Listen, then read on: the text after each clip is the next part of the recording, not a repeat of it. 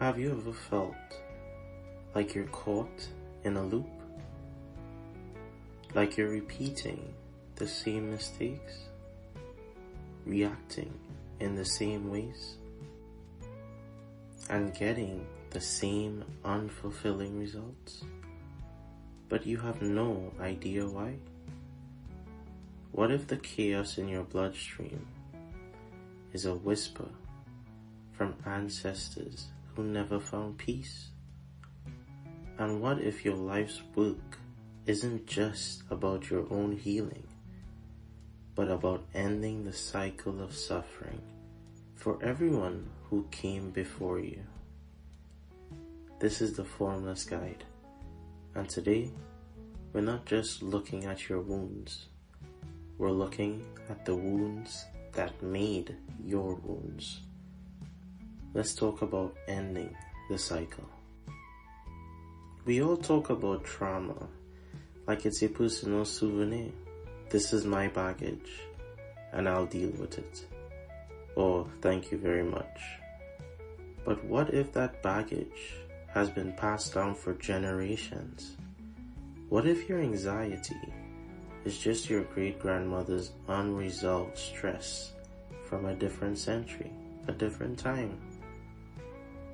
In the Theravada, the word karma isn't about some cosmic justice system. It's a lot simpler than that. Think of it as Kamma-vipaka, which means action and result. It's cause and effect. Your ancestors threw a stone and you're living with the waves. You're not being punished for their actions. You're simply in the same river. The seeds they planted, be it of fear, of shame, of rage, are what you're seeing bloom in your own life. It's not fate, it's an inheritance. And when we talk about sin, what we call papa, it's not about being bad in a moral sense. It's more like a moral imbalance. When you're standing on one foot all day, your body gets tired and out of whack. When an entire family line is holding on to unspoken rage or unresolved grief, that's an imbalance that gets passed down until someone finally stops and notices it. My favorite example is inherited silence. Maybe your family just never talked about feelings. It's not a conspiracy. It's just how they survived. And now you find yourself in a relationship where you can't say what you need. And you think, what is wrong with me? The answer might be, nothing's wrong with you. You've inherited a blueprint of chaos that says, don't speak. In the mythic lens, this is ancestral karma. It's a sacred burden, not a curse. It's the idea that your lineage is a river. Some waters are clear, some are stormed. You are both the current and the stone that can redirect it. This is where we get to the sticky part. You're not just the victim of this story. In the Theravada, the concept of samsara isn't just about being reborn into a new body. It's about repeating the same suffering over and over until you get off that merry-go-round. You're both the inherited chaos and the person who can end it. It's a heavy role, but also a deeply liberating one. So how do we stop the echo?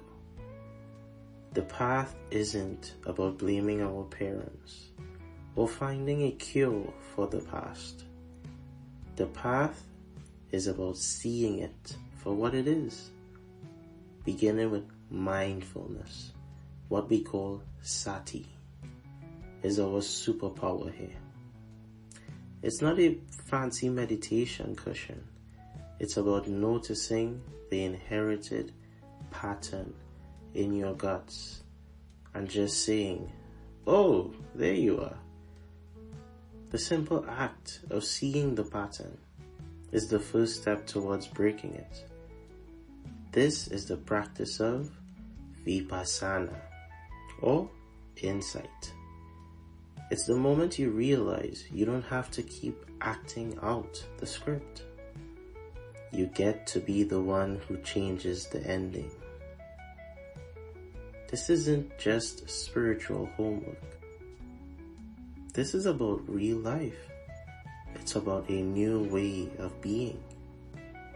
Maybe it's a journaling prompt, like, what's a pattern I keep repeating that looks a lot like my family's? Or a simple practice of taking a deep breath before you react, the same way your mother did or your father did. The path of Kamma, or renunciation, is the practice of letting go of the old script. We covered this in a story of anatta, which also means letting go. You are not the wound. You are the witness. We speak a lot about practicing being a conscious observer of our lives. You are not the echo. You are the silence that follows. This is you sifting through distortion, ancestral distortion. As you begin to see these patterns, you may start to wonder where they're actually stored in your body. This is where our work with the chakra system comes in. Chakras are energy centers that hold the emotional, mental, and physical imprints of our lives.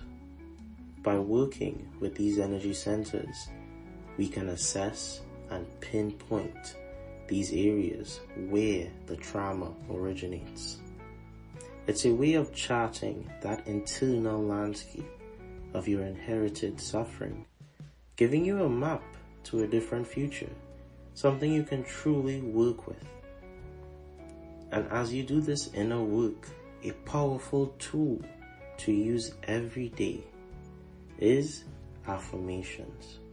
An affirmation is a statement of truth you can speak into existence that reprograms those old thought patterns. You're not just saying a nice sentence, you're actively rewiring your nervous system and training your subconscious mind. Try repeating some of these daily, especially when you feel a familiar or painful pattern arising. I am worthy of peace.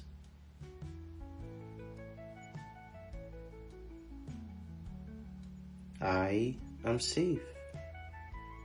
My body is a safe place for me to exist.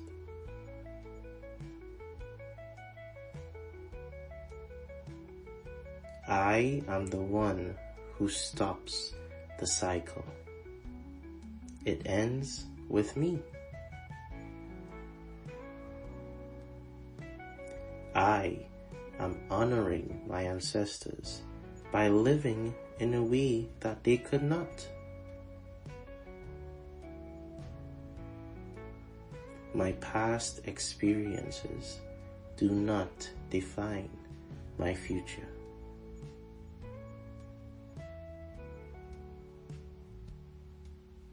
This is your dharma, not to carry the suffering, not to carry the pain, not to keep those wounds, and let them begin to heal with nurturing and compassion.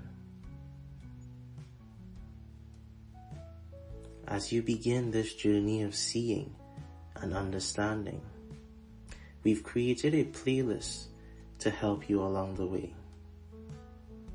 Our Soul Food Mindfulness playlist is on YouTube, and you can carry us anywhere with Spotify if you need to.